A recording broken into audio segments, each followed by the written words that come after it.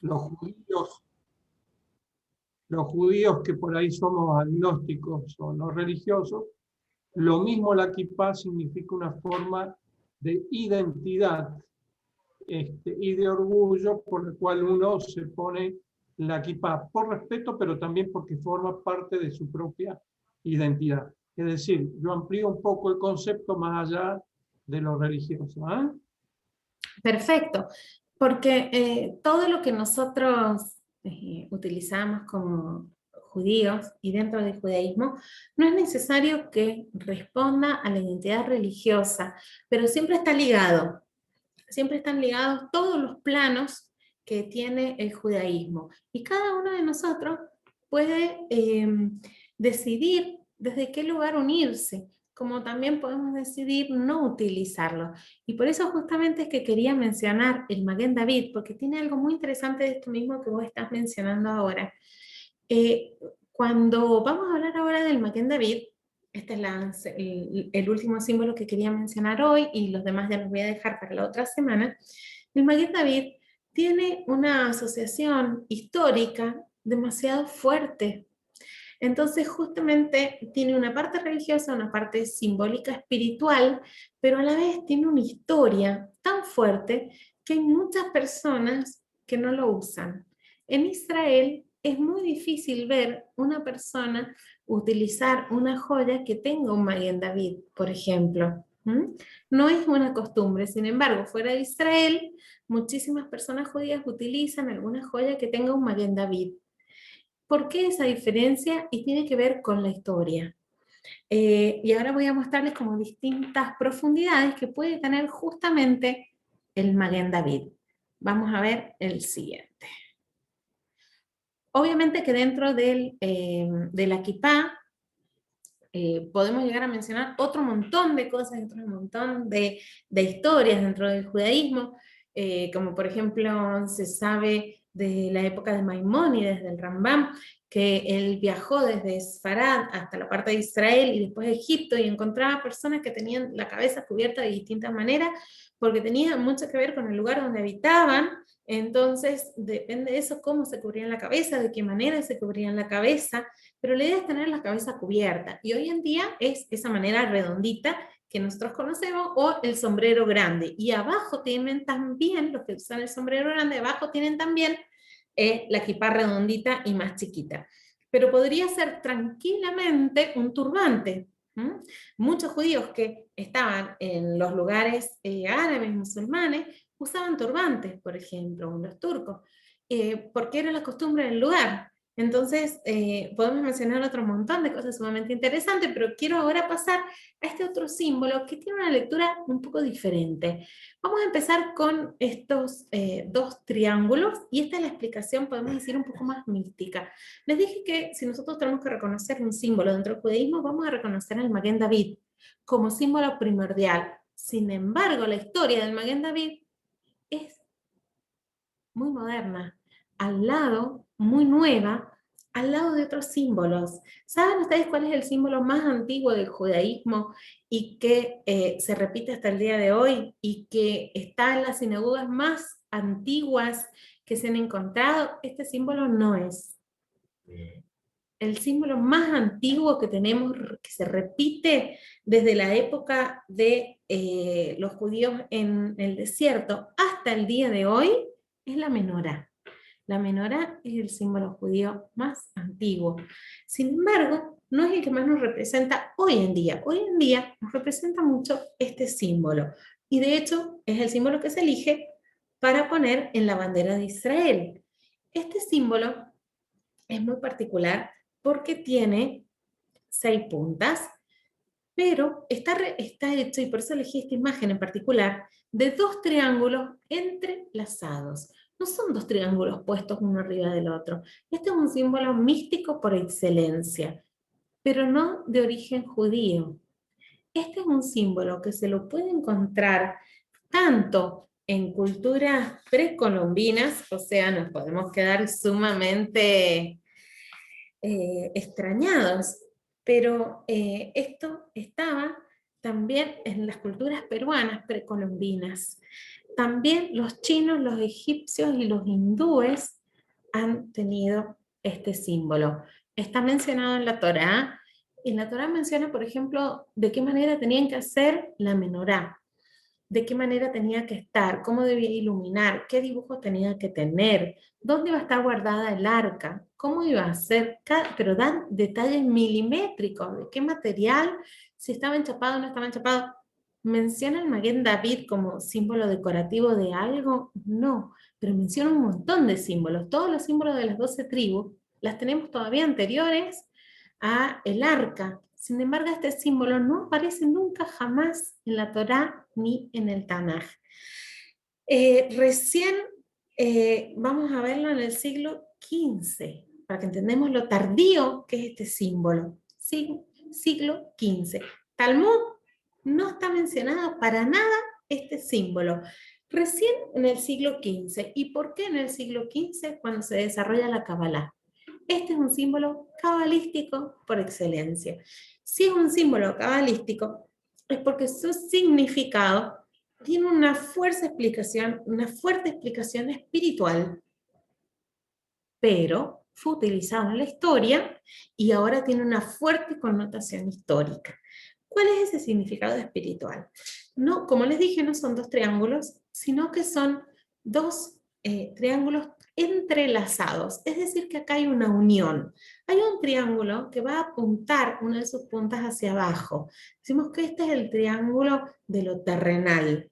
El otro triángulo es el que apunta hacia arriba, es el triángulo de lo espiritual. ¿Dónde debe situarse el ser humano? En el centro. El ser humano debe ubicarse en el centro entre lo terrenal y lo espiritual. Nuestra misión es traer desde lo espiritual hacia lo terrenal y las enseñanzas, y desde lo terrenal, elevar lo terrenal a un nivel espiritual. ¿Qué es elevar lo terrenal a un nivel espiritual? Cosas que nosotros tenemos que hacer todos los días, como comer, vestirnos, agradecer todas estas cosas, es llevarlo a un nivel espiritual. Hacer las bendiciones es llevarlo a un nivel espiritual, todo esto que es terrenal. No comer alimentos prohibidos, comer solo los alimentos terrenales que son permitidos para poder elevarnos hacia lo espiritual. Esta es la gran enseñanza que tiene el judaísmo. La gran enseñanza del judaísmo se traduce en este símbolo. Este es un símbolo sumamente profundo. Y cuando vemos este símbolo, tiene 12 puntas. Ajá. 12 aristas. Entonces, tiene las de cada una de las puntas de los triángulos, que cada triángulo tiene 3, es decir, en total 6. Pero tenemos las intersecciones entre cada uno, estos puntos medios, y si contamos estos 6 puntos medios donde se va a tocar cada uno de estos triángulos, vamos a encontrar justamente 12 aristas. Estas aristas son las que representan a las 12 tribus. Es decir, que con la representación de las 12 tribus, podemos tener las cualidades de las 12 tribus, llegamos al equilibrio de la creación, al equilibrio de este mundo en relación con Dios. Entonces, cada una de las tribus recibió justamente una de estas cualidades para que el ser humano pueda llegar a encontrar esta relación de equilibrio entre lo terrenal y lo espiritual. De acá nace este símbolo y, como les digo, es un símbolo tan profundo, su explicación, y tan místico, que el que empieza a hablar de este símbolo es Isaac Luria. Isaac Luria es un cabalista sumamente, ¿cómo le podríamos decir? Particular, muy reconocido dentro de los cabalistas, que le dan muchísima fuerza a la Kabbalah, y que hay un antes y un después de Isaac Luria en la interpretación de la mística. Y hablamos del siglo XV de la era común. Recién en 1934, este símbolo es tomado por gente extraña al judaísmo, no por gente del judaísmo, por gente extraña al judaísmo, para simbolizar a personas judías. Estamos hablando de 1934, todavía mucho anterior a la Segunda Guerra Mundial, pero sí desde 1933 tenemos a Hitler al frente ya de Alemania como canciller. Al 1934 ya están las leyes que obligan a los distintos pueblos a identificarse, sobre todo a los judíos. ¿De qué manera los judíos tenían que identificarse? Poniéndose un Maguen David, al principio solamente en Alemania y después en cada uno de los lugares que iban conquistando, tenían que colocárselo en una manga y de color amarillo. Y por eso, desde este lugar donde eligieron un símbolo para distintos tipos de personas no deseadas, este símbolo pasó a ser reconocido por toda la humanidad. Es decir, que pasamos de un símbolo sumamente místico, espiritual, especial, a un símbolo con un peso histórico muy difícil y muy complejo. Este símbolo fue uno de los símbolos elegidos dentro del nazismo, identificaba al pueblo judío. Después tenían otro símbolo para los opositores al movimiento nazi dentro de Alemania, tenían otro símbolo para los homosexuales, otros símbolos para otros religiosos que no fueran judíos, ¿sí? Otro símbolo para gitanos y así. Entonces, no hacía falta, los judíos podían sacarse la kipá, pero iban a llevar esto en el brazo todo el tiempo, y de esa manera las personas identificaban si eran parte de este pueblo elegido o no, ¿sí?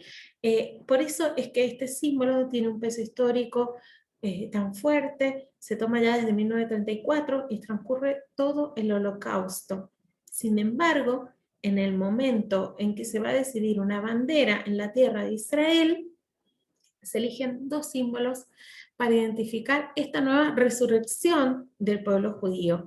¿Y cuáles son esos dos símbolos? La bandera de Israel es un poco distinta a la bandera de Argentina, porque la de Argentina son tres líneas, una celeste, una blanca y una celeste. La bandera de Israel es un fondo blanco, completamente blanco, donde va a tener dos franjas en las puntas, en cada una de las puntas, de color turquesa.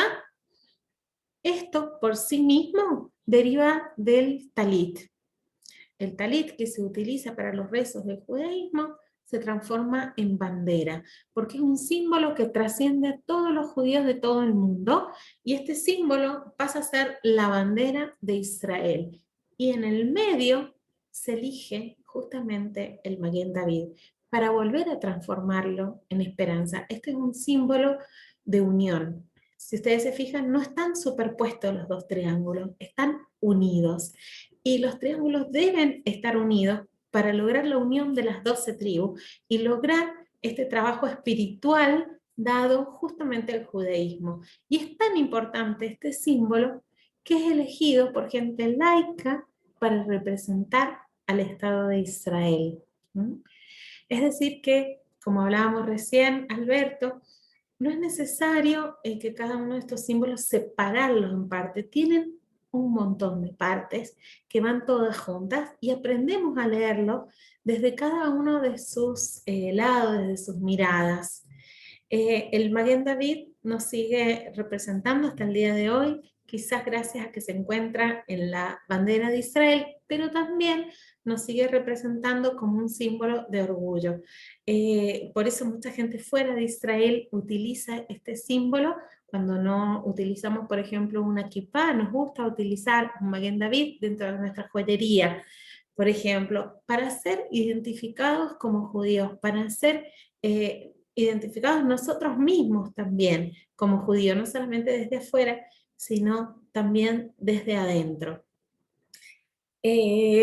Hasta aquí vamos a llegar el día de hoy. Les dejo que hagan algunas preguntas y realmente toqué este símbolo porque es el más reconocido dentro del pueblo judío, pero quedó un símbolo muy importante que es la menorá y algunos símbolos que tienen que ver con las distintas festividades. Tenemos un montón. Esas las vamos a seguir la semana entrante, el próximo miércoles a la misma hora, a las 20 horas. Espero que se solucione el problema del Zoom, aunque voy a sacar ahora, voy a dejar de compartir la pantalla. No sé si todos se volvieron a conectar. pero estamos casi todos los que nos habíamos, me parece que faltan unas 2 personas, pero los demás estamos casi todos. Ahora sí, les dejo algún lugar para comentarios, si quieren, o preguntas. Alberto, veo que tenés micrófono. Sí, magnífico la exposición tuya de hoy, me encantó, uno va aprendiendo. Me queda un interrogante que será para la próxima clase, que estaba Sí. escrito ahí, cuál es el significado de la estrella de David, el Mogen David.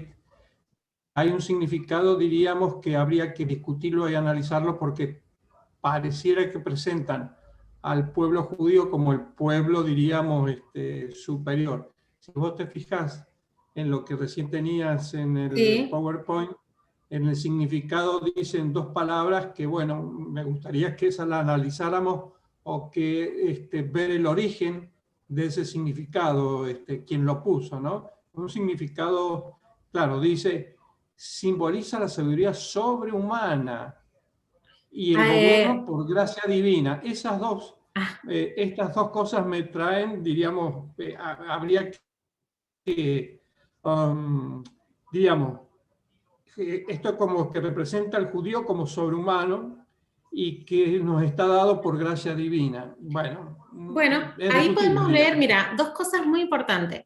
Una, te voy a aclarar un poquito lo de este símbolo, y segundo, si querés tomamos este tema del pueblo elegido, porque es un tema muy complicado, pero lo podemos hablar muy rápidamente sin problema en caer en malentendido. Primero te explico el símbolo.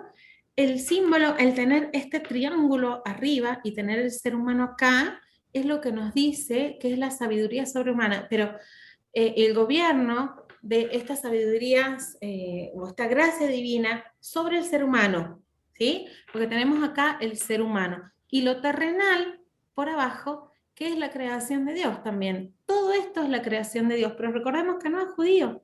Bueno, pero Este hay símbolo una no cosa, habla Patricia, de judío. una cosa es lo espiritual y Sí, otra cosa es lo sobrehumano.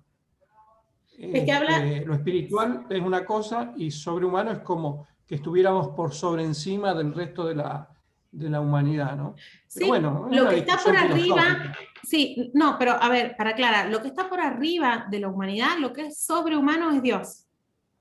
Ahí lo que habla es En la ese sabiduría de sentido, Dios. bien, en ese sentido, correcto. Sobrehumano, correcto, es lo que está en el espíritu, diríamos. En ese Sí, sentido, correcto, perfecto.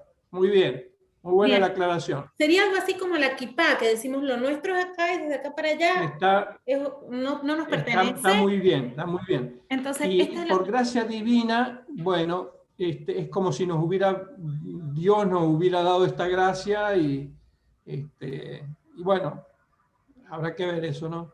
Pero valioso tu aporte, enriquecedor, ¿eh? Sí, termino para explicarte esto un poquito. Este símbolo vendría a significar eso, pero recordemos que no es judío. Es más, digamos, la atribución máxima, el reconocimiento máximo fue puesto desde afuera. ¿Mm? Es como desde afuera nos pusieron ese símbolo a nosotros y encima para castigarnos. Pero nosotros decimos, no Sí. importa, nos lo pusieron para castigarnos, era solamente de la Kabbalah, lo queremos tomar como nuestro, ¿sí? Porque queremos simbolizar, eran personas laicas, dijeron, queremos simbolizar que nosotros nos vamos a sobreponer a la Shoah, que este símbolo para nosotros es un símbolo de orgullo.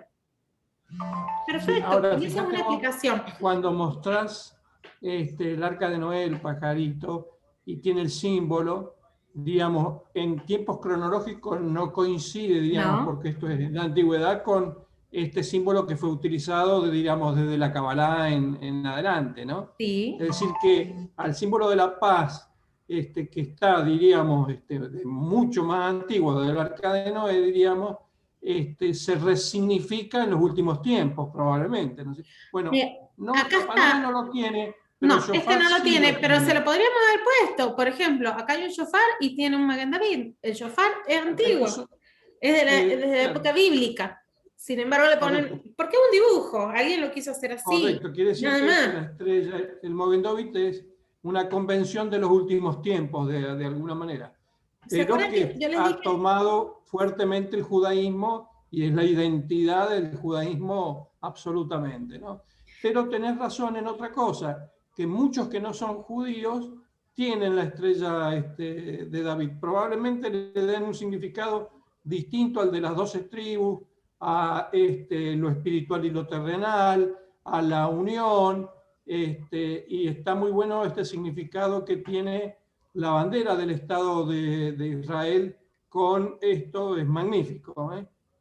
Sí, ¿se Muy acuerda bien. que dijimos que los símbolos los vamos resignificando, no solamente con la mirada de qué es lo que significa, sino, por ejemplo, acá yo tengo una lámpara, sé que va a ser para iluminar, o sea, es un símbolo de algo que ilumina, pero además me cuenta toda una historia.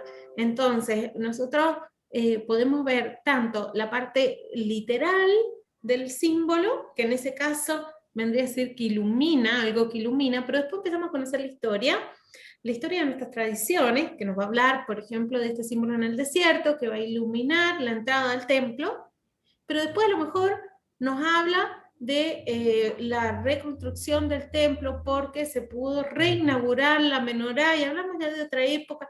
Entonces, por Por eso eso cada persona la lo va menorá es resignificando. un símbolo histórico muy importante, quizás tan o más importante, diríamos, en la construcción del pueblo judío que el Mogen David, ¿no? Sí, sí, es el más importante, Porque es más antiguo. probablemente venga de la destrucción del templo de Israel, probablemente, no sé si en el 500 y pico antes de Cristo, probablemente, o antes, no lo sé. No, Pero viene desde de el la punto de época vista del histórico, desierto. De la época del ajá, desierto ya tenemos la menorá. Es el o primer sea, en el símbolo. Éxodo. Correcto. Muy bien. Y ahí responder también una cuestión, esto que hablamos de, muy rápido, pero lo podemos tocar sin problema, este tema de pueblo elegido. El tema de pueblo elegido, si bien es un debate un poco más extenso, pero es muy importante entender que cada grupo humano tiene una cualidad diferente. Y estas cualidades diferentes, podemos decir que cada grupo ha sido elegido para algo diferente. Pero ahora, si nosotros nos ponemos en un lugar de superioridad a todos los demás, es un lugar erróneo. ¿Mm? Y es un lugar que va a Correcto. generar antisemitismo. Ahora, nosotros podemos decir que nuestra misión como judíos es justamente mejorar este mundo en el nombre de Dios, elevando lo terrenal a lo espiritual y trayendo lo espiritual al mundo terrenal, que es un trabajo importante. Pero ahora, si nosotros decimos que ese es nuestro trabajo, tenemos que ponernos manos a la obra. Y por eso hay muchas, dentro de todas las comunidades judías, vas a ver que hay un montón de actividades filantrópicas o de asociaciones sin fines de lucro. Pero también las hay en otros grupos humanos. Hay grupos humanos que su capacidad, no sé, vamos a hablar de los monjes tibetanos, es traer paz al mundo. O sea, cada grupo tiene una cosa distinta, no todos tenemos lo mismo. Y no por tener esta misión vamos a ser mejor ni peor. Simplemente tenemos una enseñanza que se va a centrar en esto. Entonces, esta cuestión de tener como una elección es muchas veces tomado de mala manera. Y esto hay que como que aclararlo bastante, porque si no somos nosotros mismos los que traemos este peso y esta mirada desde afuera, la cual es incorrecta, porque todos los seres humanos valemos exactamente lo mismo en el mundo. Bueno, magnífico esto que estás diciendo, porque sirve para cuando a algún antisemita se le ocurre decir ustedes que se asignan esta distinción del pueblo elegido, hay que explicarle por qué, elegido para qué, ¿no es cierto? Claro, De pronto pero somos esa persona elegidos también es como el elegida pueblo para del algo. libro, o el pueblo del servicio, como vos bien estás explicando, ¿no? Puede Buenísimo. haber otros pueblos que tienen la misma mirada y también pueden haber otros grupos humanos que tienen trabajo. Y no podemos decir que en una sociedad es más importante la persona que da la orden que la persona que ejecuta. No podemos decir que una ciudad sin, no sé, carpinteros va a ser mejor o va a ser... Todos somos necesarios. Cada uno tiene una misión totalmente distinta, no por eso somos superiores ni inferiores. Y eso tiene que ver esta comprensión también desde adentro. Desde adentro es muy Sí, ahora, importante. habría que ver si los ortodoxos, los conservadores y los reformistas tienen el mismo, para ellos, el mismo significado, esto del pueblo elegido, ¿no? No lo sé, eso ya entrar, a lo mejor para los ortodoxos el pueblo elegido por sobre los demás pueblos, pero no lo sé a eso. Mientras nosotros Pero lo tengamos claro y seamos ejemplo, está perfecto. Si nosotros no creemos en esto, no estaríamos validando, por ejemplo, el diálogo interreligioso, que nosotros lo validamos, porque entendemos que hay distintos caminos para llegar a mejorar el mundo, para llegar a Dios, para llegar... es más, hay personas que no creen en Dios, sin embargo, pueden hacer un excelente trabajo en este mundo, ¿sí? Y hay personas que creen en Dios y no hacer un excelente trabajo en este mundo. Y ahí decimos, eso es lo que no está bien. Sí, David. Yo me tengo que retirar. ¿Podríamos retomar este tema en la próxima clase? ¿Qué tema? El de el pueblo elegido. Bueno, voy a tomarlo quizás desde algún otro lugar. No sé si la próxima semana, porque la próxima semana yo debería terminar con toda la parte simbólica.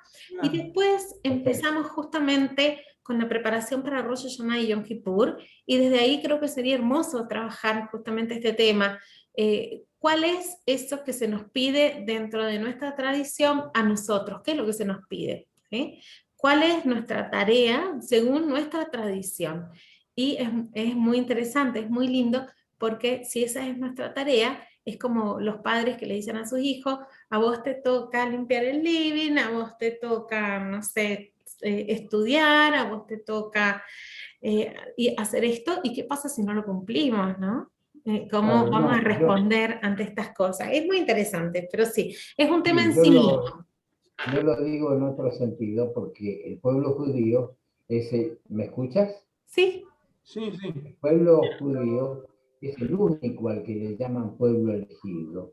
Los otros pueblos no dicen para qué son elegidos, ni nosotros mismos, porque le damos inmediatamente, todos le dan inmediatamente una interpretación de superioridad en la que yo no creo. Cuando dicen que los judíos somos más inteligentes que el resto, yo me enojo.